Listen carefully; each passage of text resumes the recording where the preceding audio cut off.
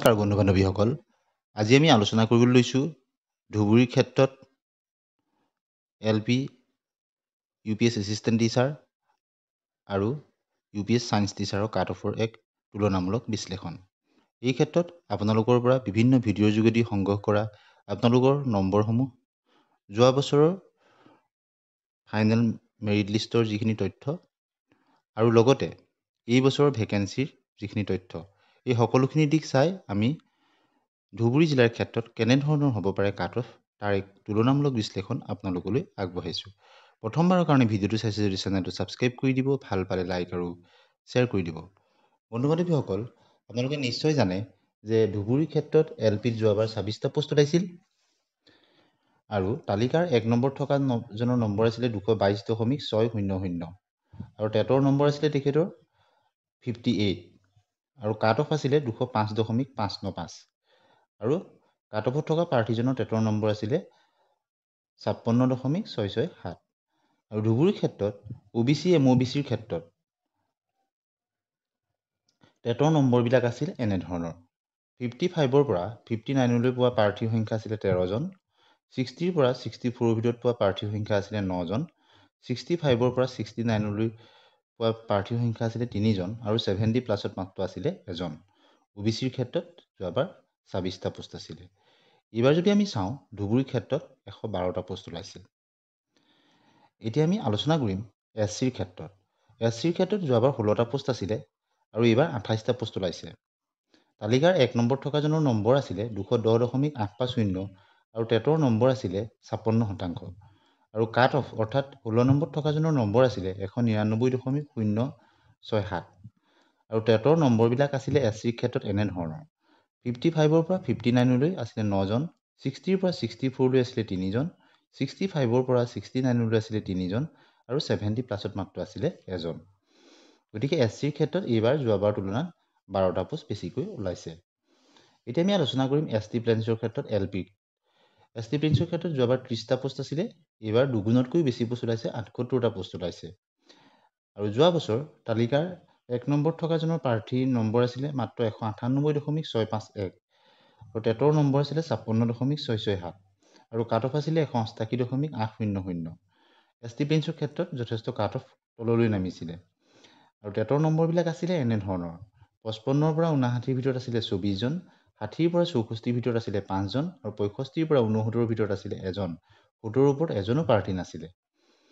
এতিয়া আমি আলোচনা কৰিম আনৰিজাৰ্ভৰ ক্ষেত্ৰত। আনৰিজাৰ্ভৰ ক্ষেত্ৰত যোৱাবাৰ 64টা পোষ্ট আছিলে, এইবাৰ বেছি পোষ্ট ওলাইছে, 76 পোষ্ট ওলাইছে। যোৱাবাৰ 64 আছিলে, এইবাৰ 76 আৰু 1 নম্বৰত থকা জনৰ নম্বৰ আছিলে 235.250 আৰু টেটত তেওঁ পাইছিলে 70%। কাট অফ আছিলে 216.857 আৰু টেটত আছিলে 66%।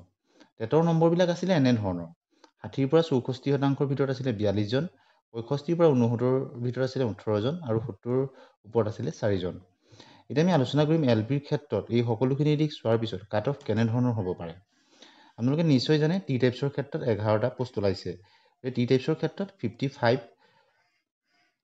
থকা প্ৰাৰ্থীসকল তেওঁলোক সুবিধাজনক স্থিতিত আছে বুলি আমি ক'ব পাৰোঁ, অৰ্থাৎ 55ৰ ওচৰতে থকাৰ সম্ভাৱনা আছে। PWDৰ ক্ষেত্ৰত 12টা পোষ্ট ওলাইছে। PWDৰ ক্ষেত্ৰত 56.5ৰ ওপৰত যিসকল প্ৰাৰ্থী আছে তেওঁলোক নিৰাপদ জোনত আছে বুলি আমি ক'ব পাৰোঁ। ধুবুৰীৰ ক্ষেত্ৰত ST হিলছৰ ক্ষেত্ৰত 18টা পোষ্ট ওলাইছে। গতিকে ST হিলছৰ ক্ষেত্ৰত ধুবুৰীত 54+ থকা প্ৰাৰ্থীসকল ছেফ জোনত আছে বুলি আমি ক'ব পাৰোঁ। ST প্লেন্সৰ ক্ষেত্ৰত 78টা পোষ্ট ওলাইছে। গতিকে ST প্লেন্সৰ ক্ষেত্ৰত 55.5ৰ পৰা 56ৰ ভিতৰত থকা প্ৰাৰ্থীসকল, অৰ্থাৎ কাট অফ 55ৰ পৰা 56ৰ ভিতৰতে থকাৰ পূৰ্ণ সম্ভাৱনা আছে। গতিকে যিসকল প্ৰাৰ্থী 56ৰ ওচৰে পাজৰে আছে বা তাতকৈ ওপৰত আছে তেওঁলোক সুবিধাজনক স্থিতিত আছে বুলি আমি ক'ব পাৰোঁ। SCৰ ক্ষেত্ৰত 28টা পোষ্ট ওলাইছে। গতিকে SCৰ ক্ষেত্ৰত কিছু কম্পিটিশ্যন হ'ব, তথাপিতো কাট অফ 57ৰ ওচৰে পাজৰে থাকিব, অৰ্থাৎ 57ৰ ওপৰত থকা SCৰ কেণ্ডিডেটসকল তেওঁলোক সুবিধাজনক স্থিতিত আছে বুলি আমি ক'ব পাৰোঁ। OBC MOBCৰ ক্ষেত্ৰত সকলোৱে ধুবুৰী জিলাত আশা কৰিছে কম নম্বৰ থকা প্ৰাৰ্থীও। গতিকে ধুবুৰী জিলাৰ ক্ষেত্ৰত যিহেতু যথেষ্ট পোষ্ট ওলাইছে, 112টা পোষ্ট ওলাইছে, গতিকে 58ৰ ওপৰত যিসকল প্ৰাৰ্থী আছে তেওঁলোক সুবিধাজনক স্থিতিত আছে বুলি আমি ক'ব পাৰোঁ। আনৰিজাৰ্ভৰ ক্ষেত্ৰত 76 পোষ্ট ওলাইছে। গতিকে কাট অফ 61, 62ৰ ভিতৰতে থকাৰ সম্ভাৱনা আছে। এতিয়া আমি আলোচনা কৰিম ধুবুৰীৰ ক্ষেত্ৰত UPS এছিষ্টেণ্ট টিচাৰৰ আপাৰ প্ৰাইমেৰীৰ ক্ষেত্ৰত কেনেধৰণৰ হ'ব পাৰে। প্ৰথমে আমি চাম যোৱা বছৰৰ মেধা তালিকা। OBC MOBCৰ ক্ষেত্ৰত 38টা পোষ্ট ওলাইছিলে, এইবাৰ 19টা পোষ্ট ওলাইছে। গতিকে তালিকাৰ 1 নম্বৰ থকাজনৰ নম্বৰ আছিলে 296.461 আৰু টেটৰ নম্বৰ আছিলে 58.667 আৰু কাট অফ আছিলে 281.112 আৰু টেটত নম্বৰ পাইছিলে 55.333। টেটৰ নম্বৰবিলাক আছিলে এনেধৰণৰ: 55ৰ পৰা 59লৈ আছিলে 12জন, 60ৰ পৰা 64ৰ ভিতৰত আছিলে 16জন, 65ৰ পৰা 69ৰ ভিতৰত আছিলে 5জন, 70 প্লাছত আছিলে 5জন। গতিকে আমি এতিয়া আলোচনা কৰিম SCৰ ক্ষেত্ৰত। মাত্ৰ 5টা পোষ্ট ওলাইছিলে যোৱাবাৰ, এইবাৰ SCৰ ক্ষেত্ৰত 14টা পোষ্ট ওলাইছে। তালিকাৰ শীৰ্ষত থকাজনৰ নম্বৰ আছিলে 284.585 আৰু টেটৰ নম্বৰ আছিলে 60%। কাট অফ আছিলে 278.188 আৰু টেটত পাইছিলে 65.333%। টেটৰ নম্বৰবিলাক আছিলে এনেধৰণৰ: 55ৰ পৰা 59লৈ এজন, 60ৰ পৰা 64লৈ দুজন, 65ৰ পৰা 69লৈ দুজন, 70 প্লাছত এজনো নাছিলে। এতিয়া আমি আলোচনা কৰিম ST প্ৰিন্সৰ ক্ষেত্ৰত। যোৱাবাৰ 8টা পোষ্ট ওলাইছিলে, এইবাৰ ST প্ৰিন্সৰ ক্ষেত্ৰত 11টা পোষ্ট ওলাইছে। তালিকাৰ 1 নম্বৰ থকাজনৰ নম্বৰ আছিলে 268.669 আৰু তেখেতে টেটত পাইছিলে 59.333 আৰু কাট অফ আছিলে 266.295 আৰু টেটত আছিলে 60.667%। টেটৰ নম্বৰবিলাক আছিলে এনেধৰণৰ: 55ৰ পৰা 59লৈ 4জন, 60ৰ পৰা 64লৈ দুজন, 65ৰ পৰা 69লৈ দুজন, 70 প্লাছত আছিলে 0জন প্ৰাৰ্থী, অৰ্থাৎ নাছিলেই। আনিজাবৰ ক্ষেত্ৰত 59টা পোষ্ট ওলাইছিলে যোৱাবাৰ, এইবাৰ আনিজাবৰ ক্ষেত্ৰত মাত্ৰ 28টা পোষ্ট ওলাইছে। তালিকাৰ 1 নম্বৰ থকাজনৰ নম্বৰ আছিলে 322.889 আৰু টেটৰ নম্বৰ আছিলে 64%। কাট অফ আছিলে 292.994।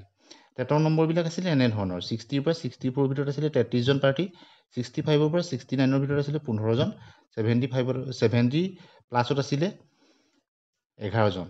গতিকে সকলোখিনি দিশ চাই এইবাৰ কাট অফ কেনেধৰণৰ হ'ব পাৰে আপাৰ প্ৰাইমেৰীৰ ক্ষেত্ৰত এছিষ্টেণ্ট টিচাৰৰ।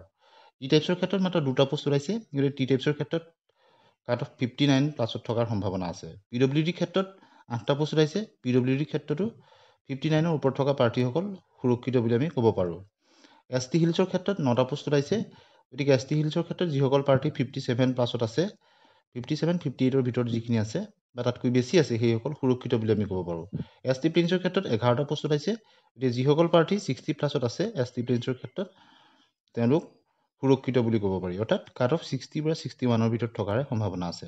SCৰ ক্ষেত্ৰত 14টা পোষ্ট ওলাইছে, গতিকে যিসকল প্ৰাৰ্থী 62 প্লাছত আছে তেওঁলোক সুৰক্ষিত বুলি আমি ক'ব পাৰোঁ, সুৰক্ষিত জনত আছে বুলি ধৰিব পাৰোঁ। OBC MOBCৰ ক্ষেত্ৰত 19টা পোষ্ট ওলাইছে, গতিকে যিসকল প্ৰাৰ্থী 63 প্লাছত আছে UPS এছিষ্টেণ্ট টিচাৰৰ ক্ষেত্ৰত তেওঁলোক ছেফ জোনত আছে বুলি আমি ক'ব পাৰোঁ। আনিজাবৰ ক্ষেত্ৰত 28টা পোষ্ট ওলাইছে, গতিকে আনিজাবৰ ক্ষেত্ৰত 64 প্লাছত থকাৰ সম্ভাৱনা আছে, অৰ্থাৎ 65ৰ আশে পাশে থকাৰ সম্ভাৱনা আছে। যথেষ্ট কম্পিটিশ্যন হয় আপাৰ প্ৰাইমেৰীৰ ক্ষেত্ৰত, গতিকে কাট অফ বিশেষকৈ ধুবুৰী বুলি কিছু মানুহে কমিব বুলি ভাবিছে, তথাপিতো আমি সকলোখিনি দিশ চাই কেনেধৰণৰ নম্বৰ থকাখিনি সুৰক্ষিত জোনত আছে বুলি ক'ব পাৰি সেই বিষয়ে আমি আলোচনা আগবঢ়ালোঁ। আপোনালোকে আপোনালোকৰ মন্তব্য জনাবলৈ নাপাহৰিব।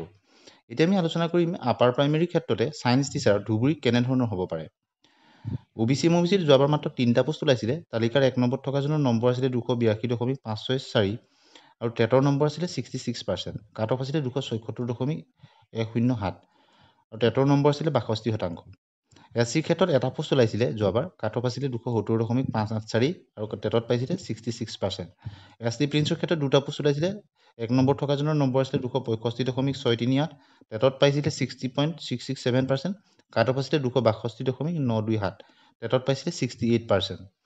আনিজাবৰ ক্ষেত্ৰত 2টা পোষ্ট ওলাইছিলে, তালিকাৰ 1 নম্বৰ থকাজনৰ নম্বৰ আছিলে 314.293 আৰু টেটত পাইছিলে 68.667%। কাট অফ আছিলে 305.986 আৰু টেটত পাইছিলে 71.333।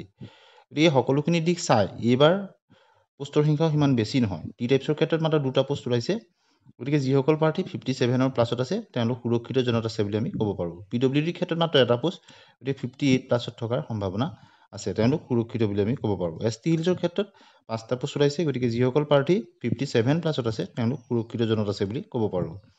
SC প্ৰিন্সৰ ক্ষেত্ৰত 5টা পোষ্ট ওলাইছে, গতিকে যিসকল প্ৰাৰ্থী 60 পৰা 61ৰ ভিতৰত আছে বা তাতকৈ বেছি আছে তেওঁলোক সুৰক্ষিত বুলি আমি ক'ব পাৰোঁ। SCৰ ক্ষেত্ৰত 6টা পোষ্ট ওলাইছে, গতিকে যিসকল প্ৰাৰ্থী 62 প্লাছত আছে তেওঁলোক সুৰক্ষিত জোনত আছে বুলি আমি ক'ব পাৰোঁ। OBC OBCৰ ক্ষেত্ৰত 12টা পোষ্ট ওলাইছে, গতিকে 63, 64 ভিতৰতে থকাৰ সম্ভাৱনা আছে। গতিকে যিসকল প্ৰাৰ্থী 63 পৰা 64ৰ ভিতৰত আছে বা তাতকৈ বেছি আছে, অৰ্থাৎ 63.5 পৰা 64 এনেধৰণৰ হোৱাৰ সম্ভাৱনা আছে। যদি যিসকল তাতকৈ ওপৰত আছে বা সিমানত আছে তেওঁলোক আমি সুৰক্ষিত জোনত আছে বুলি ক'ব পাৰোঁ। আনৰিজাৰ্ভৰ ক্ষেত্ৰত মাত্ৰ 8টা পোষ্ট ওলাইছে, গতিকে কাট অফ 65ৰ ওপৰত থকাৰ সম্ভাৱনা আছে। গতিকে আজি আমি এই সকলোখিনি দিশ চাই আপোনালোকৰ ধুবুৰীৰ ক্ষেত্ৰত কাট অফৰ এটি তুলনামূলক বিশ্লেষণ আগবঢ়াই দিলোঁ। আপোনালোকে হয়তো এই বিশ্লেষণত সন্মত হ'ব পাৰে অথবা নহ'বও পাৰে। আমি এটি তুলনামূলক বিশ্লেষণ আপোনালোকলৈ আগবঢ়াই দিছোঁ। ফাইনেল মেৰিট লিষ্টত হয়তো ইয়াৰ কিছু যোগ বিয়োগ হ'ব পাৰে। আমি সকলোখিনি দিশ চাই এটি তুলনামূলক বিশ্লেষণ আপোনালোকলৈ আগবঢ়াই দিলোঁ। পৰৱৰ্তী সময়ত কোনখন জিলাৰ এনেদৰে তুলনামূলক বিশ্লেষণ বিচাৰে কমেণ্ট ছেকশ্যনত জনাবলৈ নাপাহৰিব, আৰু আপোনালোকৰ মতামত কমেণ্ট ছেকশ্যনত ভদ্ৰভাৱে জনাবলৈ নাপাহৰিব। আজিলৈ আহোঁ, ধন্যবাদ।